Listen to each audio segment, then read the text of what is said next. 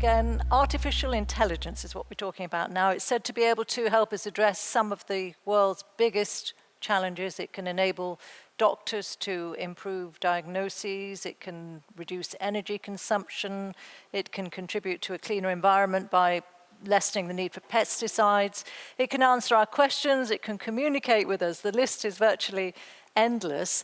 Well, maybe we can see the potential of AI, but there remain concerns about security and whether we can really trust it. So what's sure is that there is a huge pool of expertise out there in the EU. And we want to ask how we can capitalize on that and ensure European sovereignty in this domain.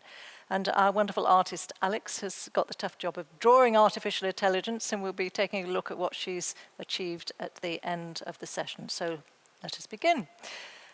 So artificial intelligence, no longer the stuff of science fiction. Its technologies are ready, and its possibilities are real. And the RTOs are already exploring those possibilities. We're going to hear 3 short points of view on various aspects of AI. First, Mieke de Ketelaere, the AI Program Director of imec in Belgium, where she is responsible for the development of the AI strategy and rollout. And in 2018, she was nominated ICT Woman of the Year in Belgium. And Mieke will be talking about the potential and the challenges brought by this technology.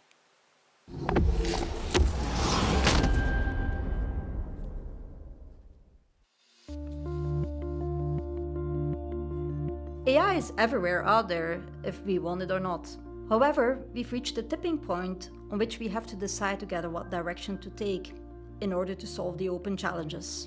AI is surely getting smarter day by day. But it also comes with open challenges at the level of energy efficiency, limited functionality, and the lack of trust. Researchers have been inspired by the brain over the last decades in order to create bigger and more complex algorithms that came with a higher rate of accuracy. However, it also comes with a certain cost at the level of energy consumption. Analyst reports indicate that training an AI system can be worse for the planet than driving a car for 5 years. Even in operational modus, AI isn't performing very well. If you do a simple search query on Google, you actually produce more or less 10 grams of CO2, which is roughly the same as an electrical car for 1 kilometer. And that's of course not acceptable in a world where everything turns around sustainability. That's why at imec we look at innovative approaches towards a smart co-optimization of hardware and software components towards a green AI environment, which is very much in line with the Green Deal of Europe. At the level of functionality, narrow AI systems outperform humans, no doubt. However, these narrow AI systems don't always fit very well in the complex processes or the complex world we're living in. That's why at imec we have a huge focus on the creation of solutions that have the ability to collaborate with each other and to communicate with each other, but also with humans out there. Last but not least, what about trust? It is not good enough to create AI systems with a reliable outcome.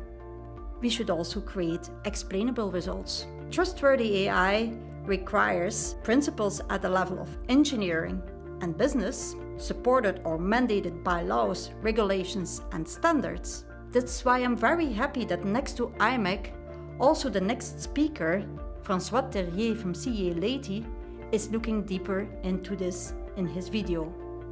Let's work together towards a sustainable and accountable future for AI.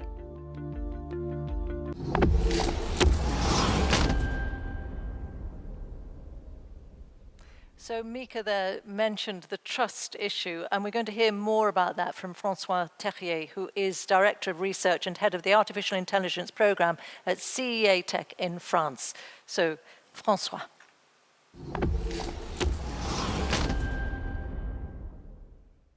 Recently, a very definite need has started to emerge for the implementation of AI in the program and products we use every day that may be critical in terms of safety, data protections, and reliability. This is the case for things like systems and software, for mobility, for the manufacturing industries, and for healthcare and individual security. So now we need robust design and verification methods to ensure that the AI we are implementing can be trusted in all the possible scenarios in which it's likely to be used. And trusted should be understood in the broad sense of the terms.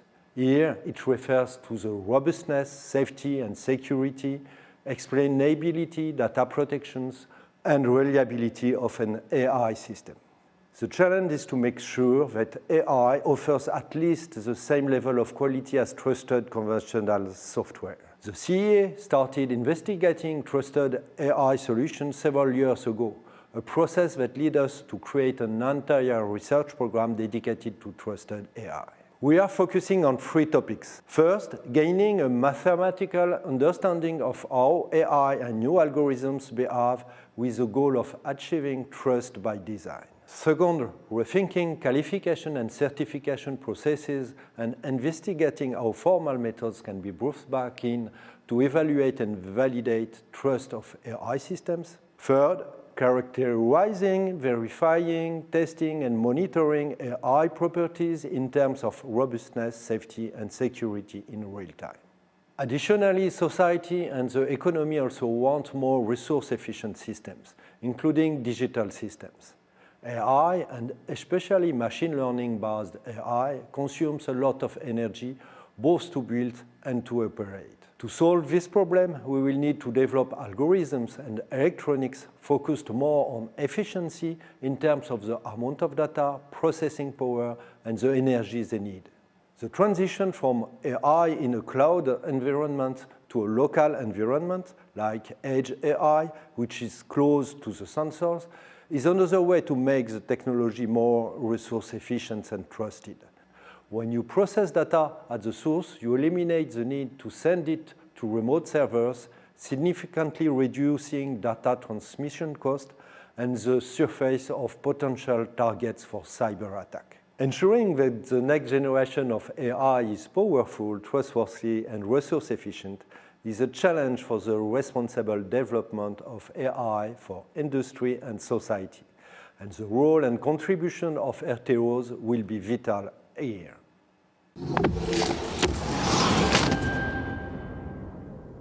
Thanks to François Terrier there. And the next big question we want to ask about artificial intelligence is how we can leverage our expertise on a European level to ensure European sovereignty. And to talk about this, Professor Alexander Martin is director of the Fraunhofer Institute of Integrated Circuits, and he is going to give us some insight on that.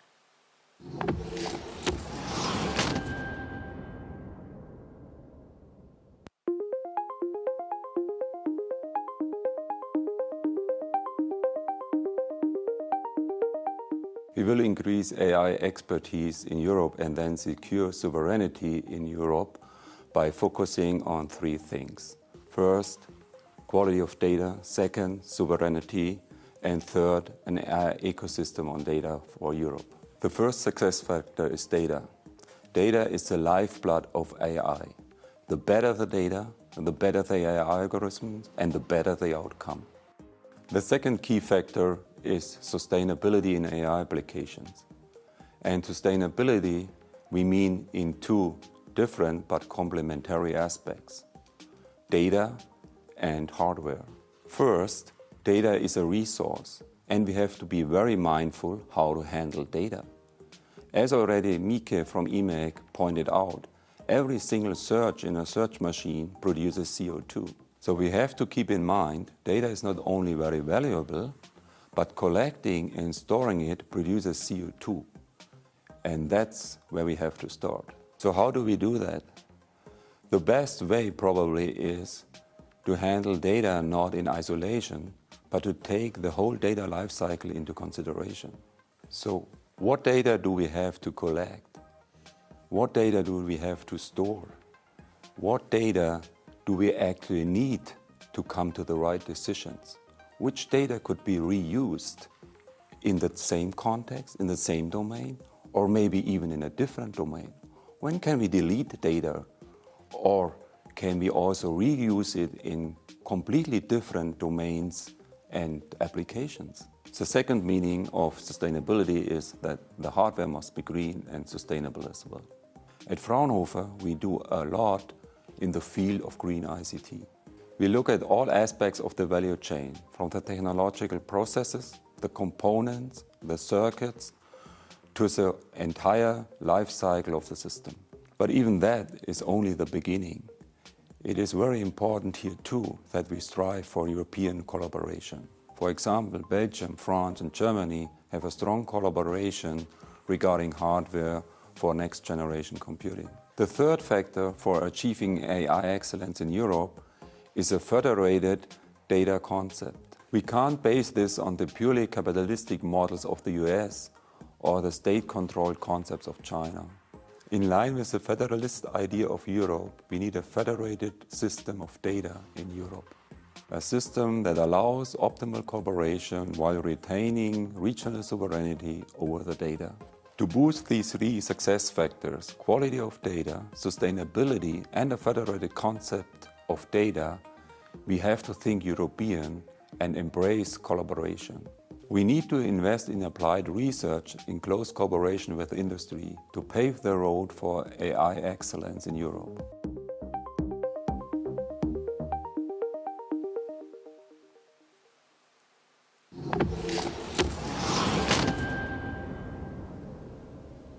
Well, the three issues that were raised there lead us very nicely now to our main interviewee for this session. We're delighted to have with us Lucille Cioli, who is the Director for Artificial Intelligence and Digital Industry at DG Connect at the European Commission. She's responsible for the coordination of the European digitization of industry strategy and for policy development in the area of AI. So great to see you and to have a bit longer for this interview to be able to really ask some questions and find out what's going on. So we're talking about big dreams, big possibilities, and big challenges here. Shall we start with some dreams? And I wonder, Lucilla, whether you could give us a sense of where you think, in societal terms, that we will benefit most from artificial intelligence in the future. Thanks a lot for inviting me, first of all. Where will we benefit? We will benefit in many, many fields. We have seen in the summaries that have just been shown now that we have to do a lot of work to make artificial intelligence greener and more energy efficient.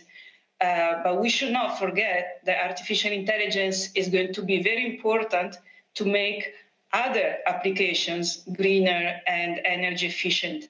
And I'm thinking of the application of artificial intelligence to energy management, to cars, and the future self-driving cars are likely to be much more energy efficient than they are now because digitization is also coming together with electrification.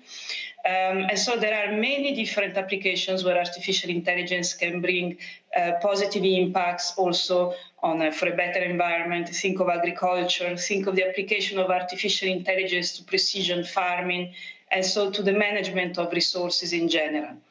But it is also going to be very useful, for example, in healthcare. And this has already been shown, for example, during the period of COVID, where, some newspapers have written, where is artificial intelligence in all this?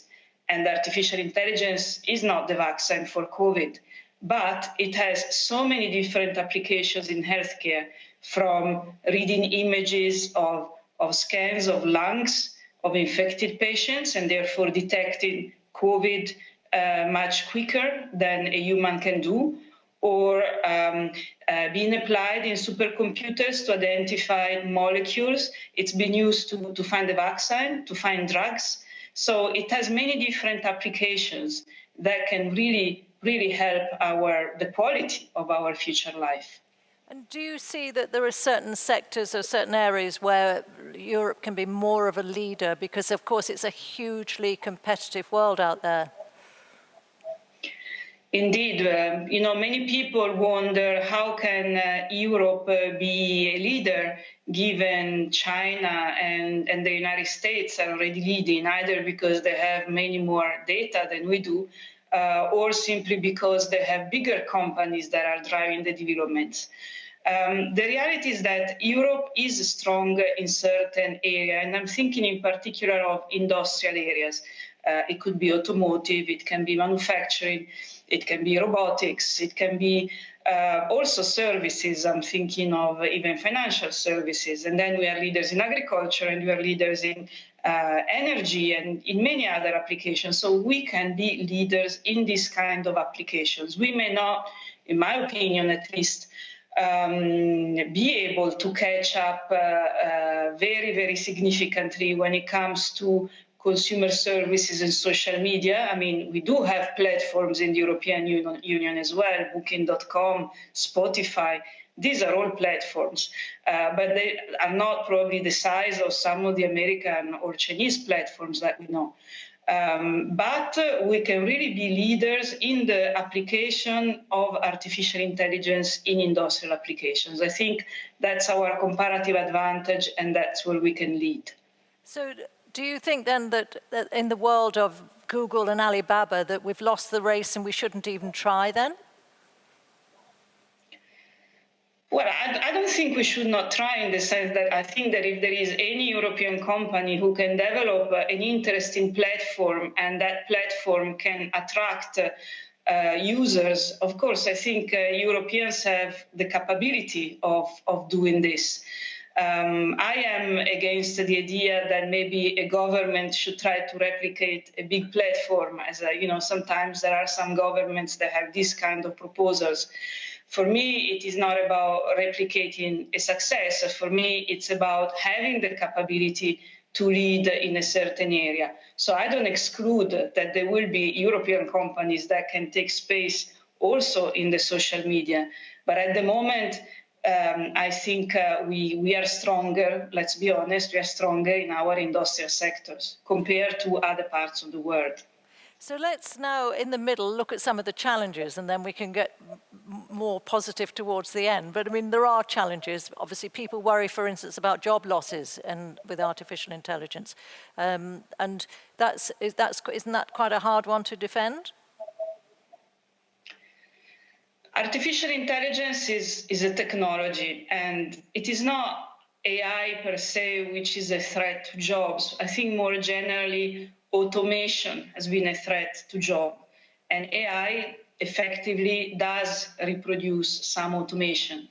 But AI is especially important because of its capability to predict and do certain tasks, maybe more routine tasks, faster or in a more accurate way than human beings. And this is where AI is very useful. I don't think we have any evidence at the moment of technological unemployment that is linked to the introduction of this technology in particular. Unfortunately, in these days, unemployment is rising, but it's linked to other reasons. So I'm not so worried. I think that technological change has taken place in the past centuries, and human beings have always kind of reorganize themselves and the way they perform their task so as to accommodate this technological change and make sure that technological change relieves humans from dangerous and dull tasks rather than simply replacing people and putting them in a jobless situation. We've heard already about the issue of CO2 emissions, and you mentioned the need to make artificial intelligence greener. So this clearly has to be an area where research and innovation plays a major role. Indeed it is, and it is an area where research plays a great deal of innovation, both for the integrated circuits and the chips that we will be enabling the processing of AI in all sorts of devices and products in the future. But it is also a question of being able to optimize the design of the algorithm or the use of the data. And the ability also of a designer to be able to choose the right model to train artificial intelligence. We don't always need supercomputers. We don't always need neural networks, which are basically the deep learning solutions, which are the ones that are most energy inefficient.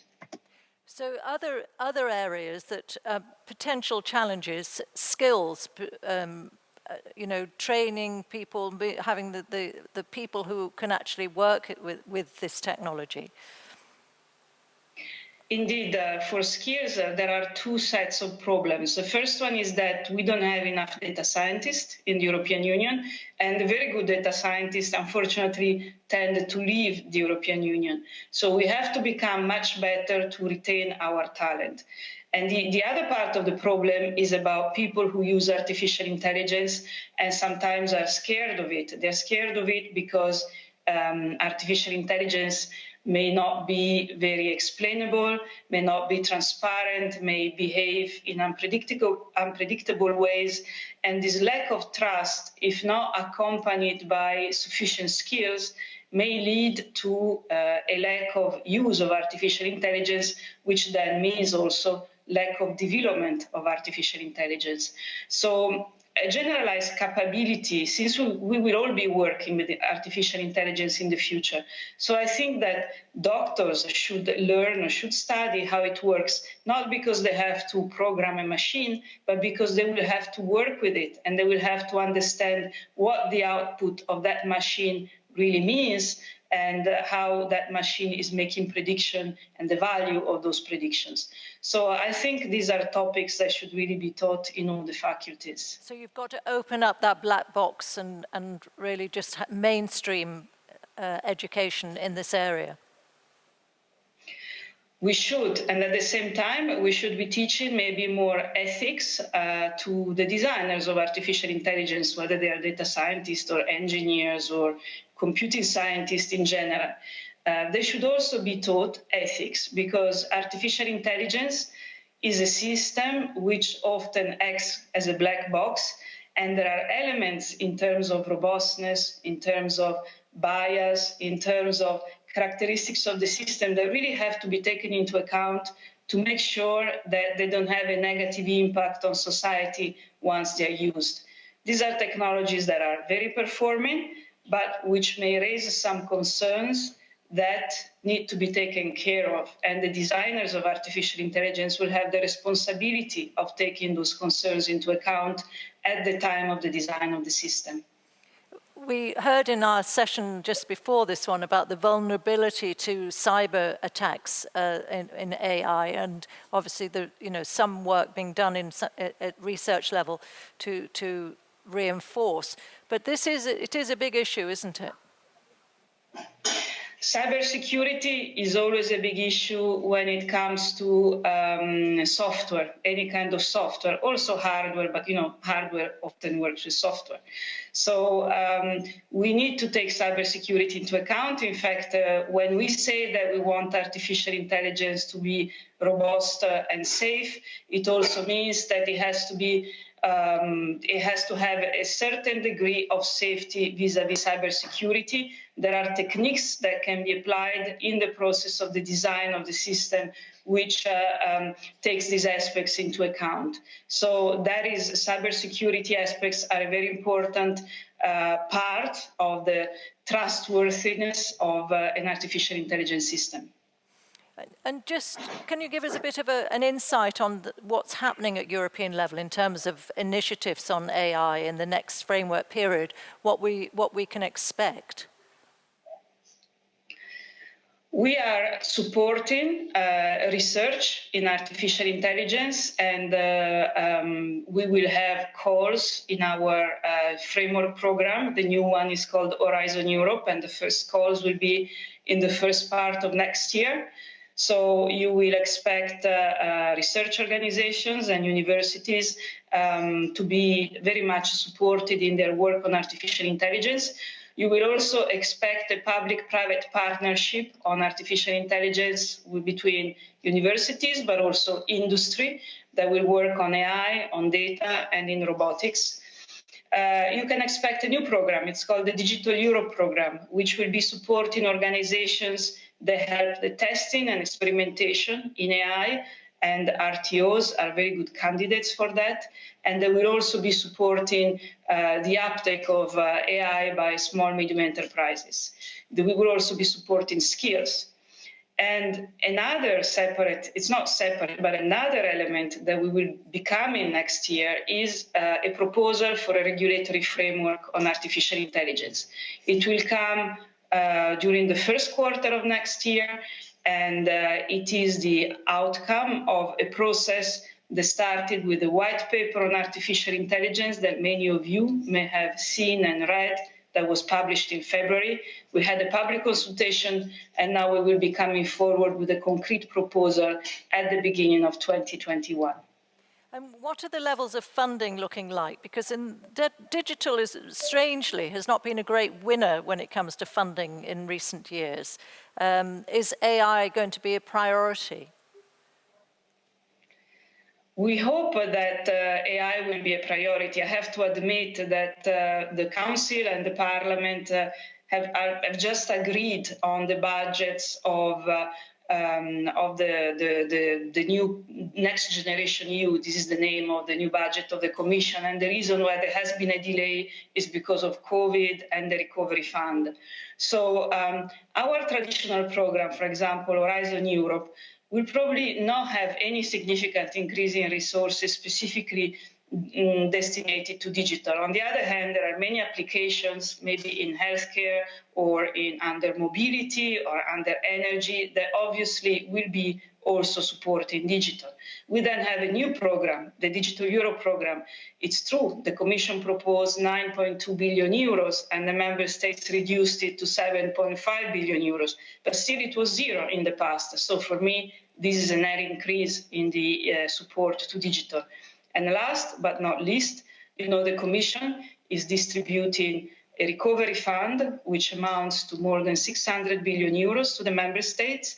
And the Council has decided that 20% of those funds will be invested in digital. So if countries have a good artificial intelligence policy, if they have interesting research projects, they don't have to be part of the European research program. They can be national research projects. They can be supported through the Recovery Fund. And artificial intelligence is going to be an important chapter of that. So just to finish off then, Lucilla, what's your sort of vision for the future and the role that research will play in that? How do you hope that the next few years develop this technology? I think, if I think about it, I would imagine three different or main objectives for research in AI. There is one which is clearly about the contribution of artificial intelligence to a greener world. And these are, and I'm talking both about hardware and the algorithms and the optimization of algorithms.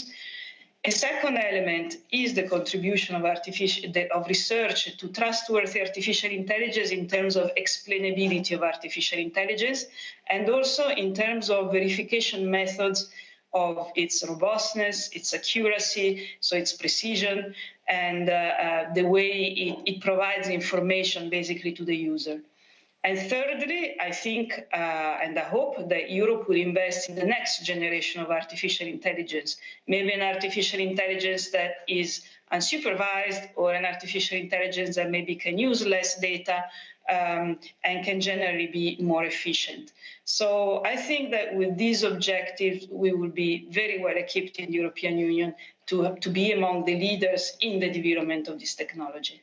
Well, thank you so much. It's been great to spend a bit longer to actually talk to you. That's always the problem with these sort of things. There's never time to talk to people, but we've actually had a bit more time with you, and it was really worthwhile. So thank you. Great to see you, Lucilla. Thank you, and have a good evening. Thank you. And we are now I'm just going to make my way over to our artist, Alex, because she has been hard at work, and we said before that it was a real challenge having to put artificial intelligence in graphic form. What have you managed to come up with? Well, here is the drawing. Oh, it looks great. I try to sum up lots of information that we get here. I like the monster. Some people are afraid. Yes, because it's true. It can be frightening. Frightening, that's it, for people. So we talked a lot about trust, also about energy efficiency. How can we address that concern with data managing, optimized design? We need funds, so here It's lovely. No, it's lovely. We need funds. I think that would always be on everyone. But thank you very much indeed. So our next session is going to be in 10 minutes' time. And we're talking about digital transformation and how industry can really face that challenge, because that is really a big issue. So we'll see you at 6:10.